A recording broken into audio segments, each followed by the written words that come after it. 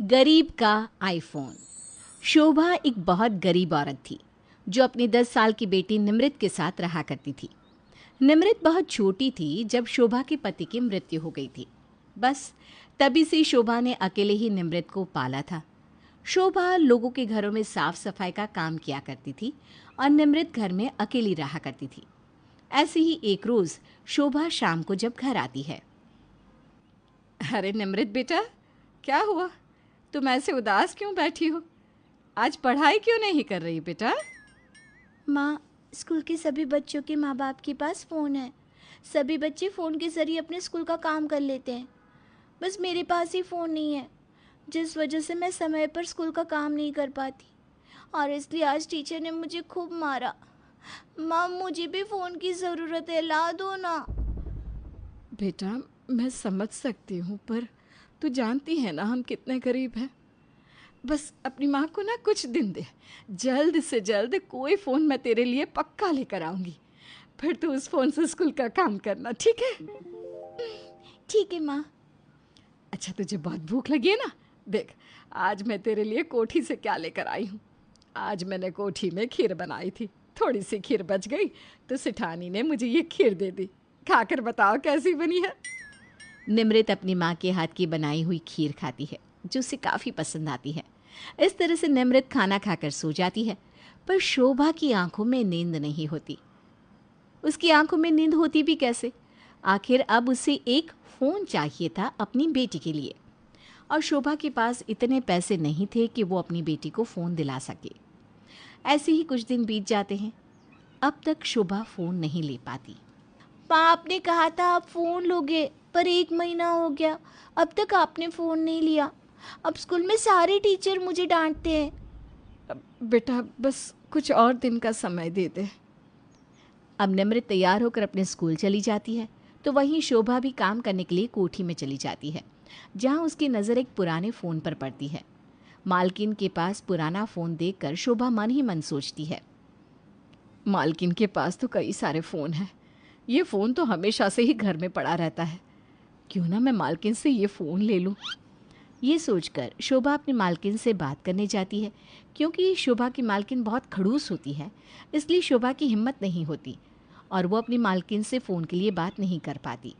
वहीं दूसरी ओर निमृत को फ़ोन की बहुत ज़्यादा ज़रूरत होती है, इसलिए जब स्कूल से घर आती है तो वो देखती है कि उसकी एक सहेली जो कि उसी के साथ पढ़ती है, वो आज स्कूल ना आकर कबाड़े बिन रही थी।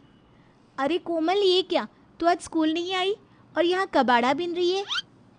हाँ निमृत, तू जानती है ना हम लोग कितने गरीब हैं और हमारे पास इतने पैसे नहीं कि हम अच्छा सा फ़ोन खरीद सके, इसलिए मैं स्कूल से आकर कुछ समय थोड़ा कबाड़ा बिन लेती हूँ।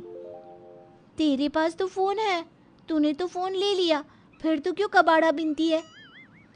अरे क्योंकि वो फ़ोन भी मुझे कबाड़े से ही मिला था और अब मैं कबाड़ा इसलिए बिनती हूँ ताकि मुझे कुछ अच्छी चीज़ें मिल सके। देख, आज मुझे कबाड़े में से ये कैमरा मिला है। अब जैसे ही निमृत को पता चलता है कि कबाड़ा बिनने से कोमल को फ़ोन और कैमरा मिला, तो वो भी कबाड़ा बिनने के बारे में सोचती है। अब क्या था, अब अगले दिन निमृत स्कूल से आकर अपनी दोस्त कोमल के साथ कबाड़ा चुनने के लिए चली जाती है। इसी तरह एक हफ्ता बीत जाता है और आखिरकार एक दिन निमृत को एक आईफोन मिलता है जो कि बिल्कुल नया था। उस फ़ोन को देखकर निमृत बहुत खुश होती है और शाम को जब शोभा घर आती है तो निमृत शोभा को आईफोन दिखाती है। माँ, ये देखो मुझे क्या मिला। ऐसा भी क्या मिल गया मेरी बेटी को जो आज इतना खुश है?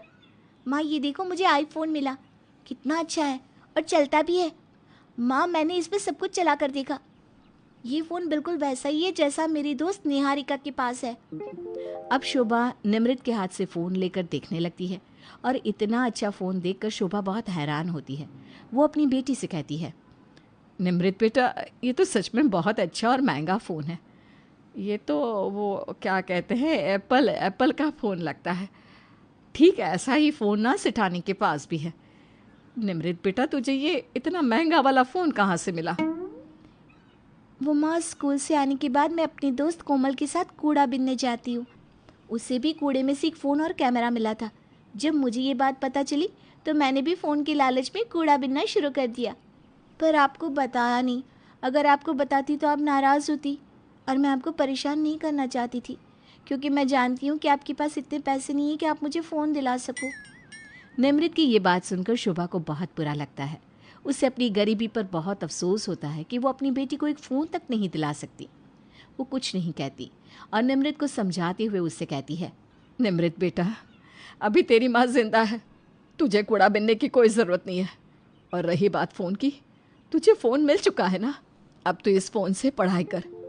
अब निमृत कूड़ा बिनना बंद कर देती है और शोभा इसी तरह से कोठी में काम करने लगती है। ऐसे ही कुछ महीने बीत जाते हैं और एक दिन निमृत का फ़ोन खराब हो जाता है। क्या हुआ निमृत बेटा, तुम आज पढ़ाई नहीं कर रही? माँ, मैं स्कूल का काम कैसे करूँ? मेरा फ़ोन तो ख़राब हो चुका है। बस इतनी सी बात? फ़ोन खराब ही तो हुआ है ना। चल, हम फ़ोन की दुकान पर जाते हैं और रिपेयर करवा लेते हैं। वैसे भी पुराना फ़ोन था, कबाड़े में मिला था, जाहिर सी बात है जल्दी ख़राब होगा। अब शोभा और निमृत फ़ोन को लेकर दुकान में जाते हैं, जहां दुकान वाला फ़ोन को देखकर शोभा से कहता है, वैसे तो तुम लोगों को देखकर लगता नहीं कि तुम गरीबों के पास भी आईफोन हो सकता है। फ़ोन ठीक हो जाएगा, शाम को आकर ले जाना। अब जैसे ही निमृत को पता चलता है कि शाम तक उसका फ़ोन ठीक हो जाएगा, वो बहुत खुश होती है और अपनी माँ के साथ घर आ जाती है। पर खुशी के मारे निमृत और शोभा दुकान वाले से ये पूछना ही भूल जाते हैं कि फ़ोन कितने में ठीक होगा। अब निमृत से बर्दाश्त नहीं होता और जैसे ही शाम होती है निमृत अपनी माँ के साथ दुकान जाती है। भाई साहब, हमारा फ़ोन ठीक हो गया जो हमने आपको सुबह ठीक करने के लिए दिया था। हाँ, ठीक हो गया। आप लोग काउंटर पर जाकर पैसे जमा करवा दो और मुझसे अपना फ़ोन ले जाओ। कितने पैसे देना है? 3000 रुपये। क्या 3000? पर इतने पैसे तो हमारे पास नहीं हैं और ना ही आपने हमें बताया। देखिए बहन, अगर मैंने आपको नहीं बताया तो आपका फ़र्ज़ बनता था मुझसे पूछना। और आप जो फ़ोन ठीक करवाने आई हैं ना, वो आईफोन है और आईफोन ऐसे ही ठीक नहीं हो जाते, समझी? जब तक आप पैसे नहीं देंगी आपको अपना फ़ोन नहीं मिलेगा। अब शोभा और निमृत बहुत परेशान हो जाते हैं। उन्हें कुछ समझ में नहीं आता कि वो दुकानदार को 3000 देकर कैसे फ़ोन ले। तभी वहाँ पर शोभा की मालकिन आ जाती है। अरे शोभा, तुम इस दुकान के बाहर क्या हुआ? बड़ी परेशान नज़र आ रही हो। शोभा मालकिन को सारी बात बताती है, जिसके बाद मालकिन शोभा को दुकान के अंदर ले जाती है और 3000 देकर उसे उसका फ़ोन दिलवाती है। अगर तुम्हें फ़ोन ही चाहिए था तो मुझे बता देती। मेरे पास न जाने कितने ही आईफोन ख़राब पड़े हैं। वैसे भी ये दुकानदार मेरा भाई है। भैया, अब से इनसे पैसे मत लेना। शोभा हमारे घर में ही काम करती है। माफ़ करना मालकिन, पर मुझे डर लगता था, बस इसीलिए मैंने कभी आपसे मदद नहीं मांगी। पर मैं आपका यह एहसान कभी नहीं भूलूंगी। इस तरह से शोभा आईफोन लेकर निमृत के साथ घर जाती है। घर जाने के बाद निमृत अपने आईफोन के ज़रिए पढ़ाई करती है और शोभा ईमानदारी से अपनी सिठानी के घर साफ सफाई का काम करती है।